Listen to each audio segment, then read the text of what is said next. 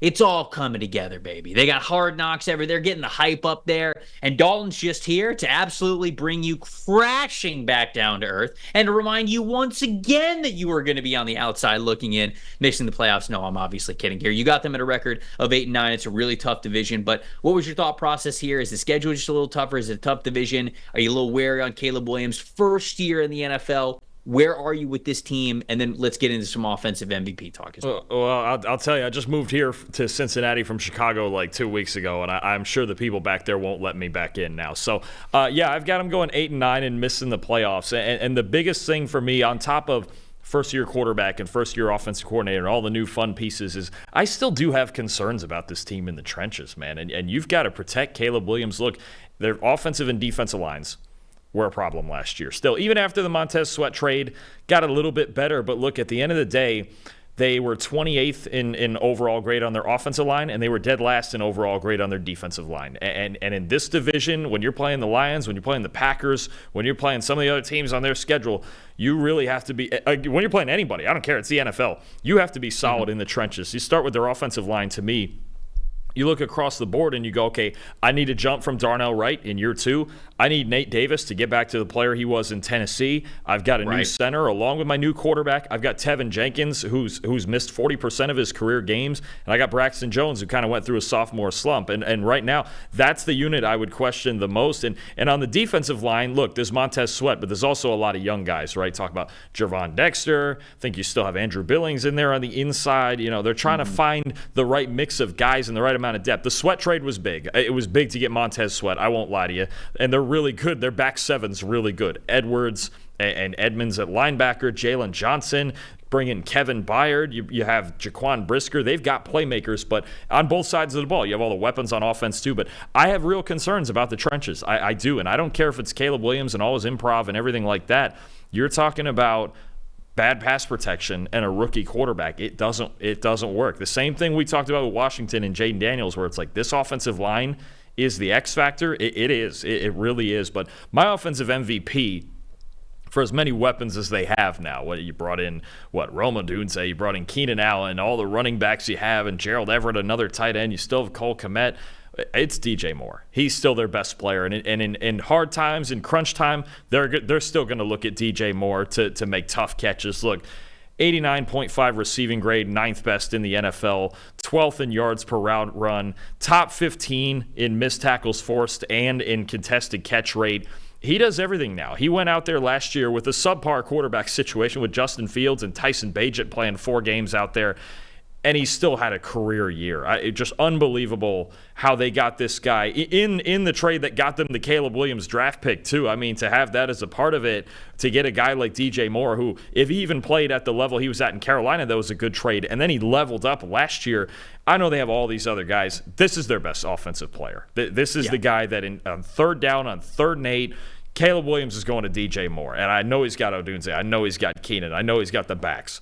DJ Moore is their best player. He was their best player last year. I think even in a loaded group of weapons now, that's going to continue. Yeah, look, I to touch on the offensive line, I agree. This is a group that just has to play much better overall. I'll get to Darnell Wright in a second, but I think that he's a breakout candidate. Like, I think he's going to be somebody who's going to play his best ball coming up. Tevin Jenkins played really well in the preseason, so it's getting me excited for him when he is out there and he is healthy. I think Braxton Jones is going to be reliable for them at left tackle, and then I do think that Nate Davis is going to bounce back a little bit, certainly from what he played at last year. Maybe not the highs that he was in Tennessee, but at least a little bit better. And so I think the offensive line is going to be good enough. I don't think this is going to be, we're not going to be talking about this group as one of the best offensive lines in the NFL, but I do think they're going to be good enough, and I think they're going in the right direction, which gives me some faith to talk about. 10-7 for them, I feel like, is sort of the ceiling. And so I ended up coming to the ceiling of this team, and I think that it's probably anywhere from what you said, 8-9 to 10-7. That's probably the range for them.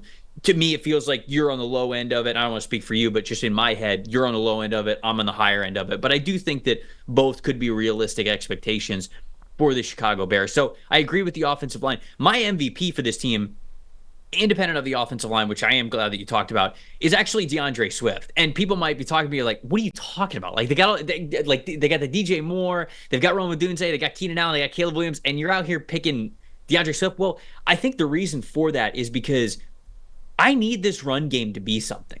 Like, this run game needs to be reliable. It's not, oh, we drafted Caleb Williams, time for him to throw the ball 65 times a game. Like, yes, the ball is great, or the game is great when the ball is in his hands. It's what Chicago wants to do, but especially for a rookie quarterback, you've got to have balance. I know people hate that word. It's very taboo, but like, balance is not 50% run, 50% pass. For some teams, maybe it is, but balance is simply what allows run and pass to complement each other the best. For some teams, that's going to be 65% and 30%. For others, it's going to be 60 and 30. For some, it could be completely flipped. Maybe it's running the ball 65% of the time and only throwing 35% of the time. Balance is completely subjective from team to team and how you get the most out of your offensive personnel. For the Chicago Bears, all the talk is about their passing weapons. All of their talk is about Caleb Williams. They need to run the football still. It's not going to be 100-0. You're going to have to hand the ball off quite a bit this season, especially to control tempo, to keep your defense off the field a little bit, to control the game, to calm down Caleb Williams maybe a little bit, just to get in that rhythm. And that's why DeAndre Swift or Khalil Herbert, Roschon Johnson, whatever. It's the total run game of the Chicago Bears that I think is actually the X factor for how far this team goes. Because if they cannot run the football, they're going to be passing the ball too much. Caleb's going to get in trouble just because he's a rookie quarterback. And it's going to put more pressure on the offensive line to pass block more in the game. They have to run the football. If they're going to get back to the playoffs, we all talk about the stars and the big names. To me, it's actually about running the football. And, so I think that's the offensive MVP for them. The other thing too, there, Trev, is they still play in Soldier Field. I've been in a game there where the wind chill was -30. You're not going to throw the ball every play when it's -30. Obviously, when we get to December and when you're playing at Lambeau Field and you're playing at Soldier Field, you can't line up and throw the ball every play. I don't care who your quarterback is, and even the Packers recognized that back when they had Favre and Aaron Rodgers. We still need to run the ball when it's -20 friggin' degrees out here. So it's Soldier Fields until they get whatever dome that they'll try to negotiate eventually. They're still playing at Soldier Field. It's still right off Lake Michigan. It's still freezing cold and windy. Man, you just can't go out there and throw the ball 80% of the time in those types of games. Defensive MVP, who you got for this team? I've got a weird one because we got some big names, right? We got Montez Sweat, we've got Edmonds, we've got TJ Edwards, we got Jalen Johnson, was one of the best corners in football last year. But give me a guy they brought in this year, and that's Kevin Byard, man, a really experienced safety. Had a weird year last year, traded midseason to Philadelphia, still had a solid year. I think what he brings to what's a talented secondary, but a young secondary, I think can glue the whole thing together. And what I like about Byard when I was watching him, and this was another one of my favorite free agent signings, was every coordinator and every defensive coordinator, they kind of have their signature thing, right? Some guys, it's blitzing, like with Rex Ryan or somebody like that. They're blitzing heavy, or Todd Bowles is a heavy blitzer. Some guys are about stunts and rushing 4, and I think about Robert Saleh and guys like that. Some guys like Dan Quinn, they run the Seattle 3. Well, with Matt Eberflus, it's about rotating coverages. It's about showing you single and then going to 2 high, or showing you 2 and then dropping to cover 3.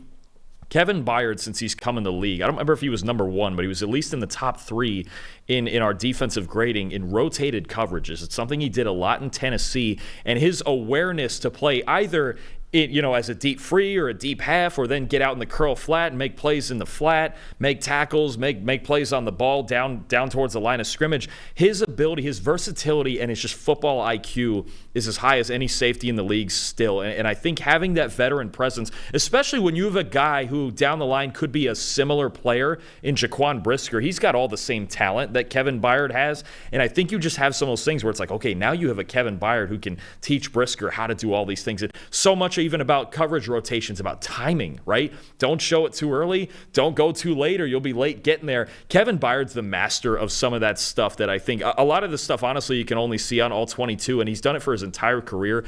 I think to get him, and I know they had to get rid of Eddie Jackson, and Eddie Jackson, it was a great player and had a lot of injuries in recent years, but to get Kevin Byard in here now to replace Jackson and kind of mold all of that stuff and Eberflus's coverage together and the many roles he can play, I think it's a valuable piece in the middle of a lot of young players in their secondary.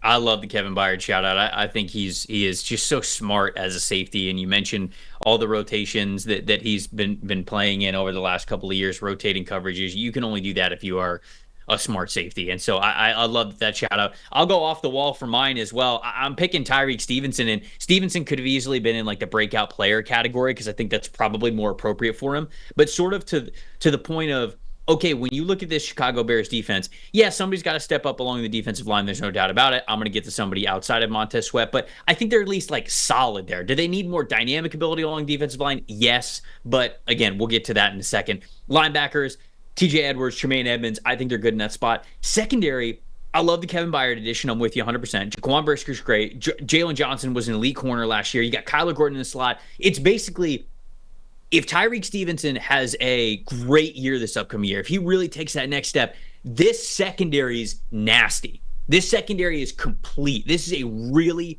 really good secondary, probably one of the best in the NFL. And to me, when I look at their defensive line, it's a lot easier for me to ask, okay, I need one of Tyreek Stevenson to take a step up in his sophomore year than it is to say, whole defensive line is going to play better. I think that the defensive line is going to be solid, but the personnel sort of is what it is at this point. Your bets are already in. Your cards are already on the table with those guys. You can get a little bit more than we got last year, but at least if they're solid, they're fine. If you got an elite secondary behind you, that to me helps the entire defense out, and it what could be a major catalyst to what could elevate the Chicago Bears defense to play well enough to be able to make the playoffs. So I think that Tyreek Stevenson to me is so valuable for them because it's sort of like a weak link thing, right? If you have one weak link in your secondary, teams will go after it every single week. That we have seen that offensive coordinators are creative enough to where they'll put Justin Jefferson anywhere. They'll put Tyreek Hill anywhere. They'll put, more appropriate for the division, I'll just use Jaden Reed but for the Packers, but like they'll put Jaden Reed anywhere. They'll put Amon-Ra St. Brown anywhere. They'll put Justin Jefferson anywhere. Whatever it is, you've got to not have a weak link in your secondary. And if Stevenson can prove to not be that, I think this is a daunting secondary to go up against every single week with this team. What about a breakout player for you? I'm going to the offensive line, and this is really a guy for the Bears that I'm hoping is a breakout. I think he's already a really good player, and he just has to be healthy, and that's Tevin Jenkins at left guard, man. Look, over the last 2 years, he's got an 80 grade. That's tied for the 5th best among all guards in the NFL. And look, the problem has just been, it's been his problem since Oklahoma State. Even in the pre-draft process, I remember them talking about injuries. He had a back injury. He's got all sorts of things. But when he's in there, he's really, really good. I could argue their best offensive lineman pretty easily. The problem is he's only played in 30 of 51 possible games in his career. So when he's out there, this is one of the better guards in football, especially in the run game and his athleticism, man. What he's pulling last year when they were doing some pin pull stuff and some power stuff and doing all, he can get out in space and maul people. He's nasty. In the run. He is when he's 100%, he is one of the best guards in football. I mean, I might be cheating it here as far as a breakout player goes, but man, I just want to see Tevin Jenkins play 17 games at that level because he can do so many things for you up front. I really think when he's healthy, he's their best offensive lineman. I'm going to go with Darnell Wright. I'm going to stick along the offensive line. And hey, you know, if Tevin Jenkins can stay healthy and break out and Darnell Wright can be a breakout player, then this offensive line doesn't look too bad. I mean, I thought that Darnell Wright was a really good player coming out of Tennessee. I thought that he played up against some of the best competition, specifically Will Anderson, really well when he was still at Tennessee. I love the fact that the Bears drafted him, and 64.7 overall blocking grade last year as a rookie. I think there's certainly room to improve for him, but I think he can take a big step up. He's somebody that wins a lot with power. He loves to take the fight to you. He's not really afraid to back down from anything. And I think, again, when you got Tevin Jenkins in the lineup, you got Darnell Wright in the lineup, that's a lot of nastiness along that offensive line, and I think that that's a really good identity to be able to have on this team. So let's go with Darnell Wright to take another step forward, and I hope that both of us are right in that regard because that just means Chicago's offense is going to be humming if that becomes the case. Team's best rookie, who you got? This was tough. This is really tough, Trevor, because I really wanted to pick Torrey Taylor, the punter out of Iowa. I wanted to do it. I wanted to do it, but I think you're a coward for. I think you're a coward for not, to be honest. I'm worried about the mileage. There's a lot of mileage on his leg already, man. That's true. People don't talk about it enough. Mileage with punters. FBS record for punting yards last season in a single season. He's a record setter, man. He was Iowa's best offensive player last year, honestly. I just barely by a smidge. That part actually might not be that much sarcasm. It isn't. By just a smidge. Punter, they traded up for him too, which amazed me. I know. Just by a smidge, I'm going to go with Caleb Williams. You kind of have to, right? Yeah. I mean, you have to. Okay, you're number one overall quarterback. Okay, I'll take you over the punter. But no, I mean, really, honestly, it has to be him, right? It's hard to even pick. Like Rome Odunze is obviously a great candidate, but it's if Odunze is great, that's probably because Caleb's great. So I think the one thing I'm looking for, and we've mentioned the offensive line a lot in this segment, is Caleb Williams last year at USC. So the year before, pressure grade and stuff like a performance under pressure could be noisy. I think he was the best quarterback in the country under pressure in 2022. It's part of the reason he won a Heisman. Last year, what you had was he had the best passing grade in the country in a clean pocket, but tied for 109th in pressured passing grade last year, and under pressure led the nation with 16 turnover-worthy plays. This is why I so have this offensive line under the microscope, because last year Caleb Williams does have that kind of that Superman complex, right? When things get hard, he's got a tendency to try to carry it, right? We saw it in the Notre Dame game last year. We've seen it against Utah. We saw it at USC at times where it's like he is just going to try to put everything on his back. And I think what you really want to do is just a little bit get him to play within structure, get him to get rid of the football. I know he can do the big magical things. We saw it in the preseason, the throw rolling to his left to Odunze. I'll tell you what, the one thing you can see in the preseason, I think very much Josh Allen, we talk about this, Aaron Rodgers was the master of it in Green Bay. Caleb Williams rolling to his right is that's a weapon. That in and of itself is an absolute problem for defenses. If he rolls to his right, and I've liked that Shane Waldron's put in a lot of the bootleg game to cut the field in half and get Williams' feet on the move and do all that stuff. But what I really need to see from Caleb, first I need to see the pass protection be better than it's been in past years. And then I need to see Caleb just not have that Superman complex, right? And a couple of plays in the preseason that I believe there was a play against Buffalo where nothing was open, break it down. Okay, go run for the first down. Go run for 12 yards. That's fine. You have enough athleticism to do those things. Keep the chains moving, okay? If he keeps the turnovers down and he's protected and he shows what he showed in a clean pocket at USC, well, then you're talking about, that's where the Bears make the playoffs. I need to see all of that stuff come together. But this team, the entire success around this team, it's centered around Caleb Williams. It has to. Yeah. No, I knew that you were going to use Caleb, so I did not pick Caleb here. I was going to let you kind of. I love your pick though, man. This is a fun one. Austin Booker, he's got to show up. And you know what? I'll be honest with you. I'll take you through the journey of being a draft analyst and what Austin Booker was last year. Around January, I heard that he was way underweight, just kind of after the season. And you look at him when he's playing in Kansas, he looks lean anyways. And so it's all right, well, how much does he weigh as an edge rusher? And it was way under kind of what you thought. It would have been 0th percentile for the NFL. I think it was somewhere within the 220s. Then he bulks up a bunch, gets ready for the Senior Bowl. I think he showed up at the Senior Bowl right around 240. He played well at the Senior Bowl. He had some nice reps while he was there. But then he shows up at the Combine. You wonder, okay, did he kind of put on a little bit more weight? He's going to lose weight now for the Combine. Is he going to show up 230 at the Combine? Because then you can't really take the Senior Bowl tape. I mean, if you're working out much less and at a lower weight profile than your tape was showing, or what you did at the Senior Bowl, then it doesn't really matter. No, but he stayed around the same weight at the Combine, and he had a much more disappointing athletic performance at the Combine than we thought. So now I had to sit here and go, okay, if you aren't the athlete that we thought you were at Kansas at 240 pounds, then you're way undersized for an edge rusher. And I think that really spooked the NFL because Austin Booker's got some really good tape when you go back to Kansas. And it was just his first year starting. He was a redshirt sophomore. So there were a lot of encouraging things about his tape on Kansas. And then I think throughout the draft process, I think all the teams just did not know what to think about him. He ends up getting drafted in the fifth round, I think, fifth round for the Bears because they had traded back up to get him. And he looked great this preseason. He had a 79.7 overall grade on 93 snaps this past preseason, 19% pass rush win percentage this preseason, which would have been the best on the team last year. I know it's a short sample size compared to a long 17-game season, but that's what we needed, baby. That's what this defensive line needs. I talked a couple of minutes ago about raising the ceiling of this defensive line. Austin Booker is a candidate to be able to do it. He looks much more comfortable at a larger weight right now when I watched him in the preseason than certainly when he gained that weight initially. And it was probably he gained weight a little bit too fast just to put the number on the scale, and he wasn't ready for it athletically. Now it kind of feels like he's ready for it athletically. He's probably playing at a much more healthy, much more comfortable 240. So excited to see what he can do on that Bears defensive line. I think there's going to be a lot of opportunities opposite Montez Sweat.